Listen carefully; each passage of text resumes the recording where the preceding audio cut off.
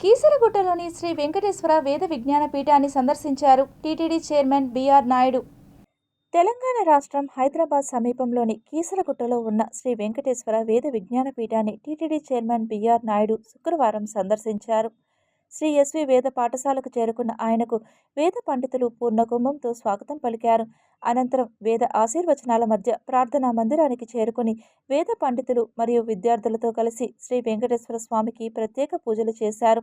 తరువాత వేద పండితులు ఆయనకు పుష్పమాల, ఫలాలు, శాలువాతో సత్కారం చేశారు. ఈ సందర్భంగా టీటీడీ ఆధ్వర్యంలో నడుస్తున్న శ్రీ వెంకటేశ్వర వేద పాఠశాల గురించి టీటీడీ చైర్మన్ వివరాలు తెలుసుకున్నారు. పాఠశాల ఎప్పుడు స్థాపించబడింది, ప్రస్తుతం ఎంతమంది విద్యార్థులు వేద విద్యను అభ్యసిస్తున్నారు అనే విషయాలను అడిగి తెలుసుకున్నారు. అలాగే వేద విద్యార్థుల సంఖ్యను పెంచేందుకు ప్రణాళికలు రూపొందించాలని సూచించారు. వేద పండితులు, విద్యార్థులు మరియు సిబ్బందికి సమస్యలు ఉన్నాయా అని కూడా తెలుసుకున్నారు. పాఠశాలలో లభిస్తున్న సౌకర్యాలపై విద్యార్థులు మరియు అధ్యాపకులు సంతృప్తి వ్యక్తం చేశారు.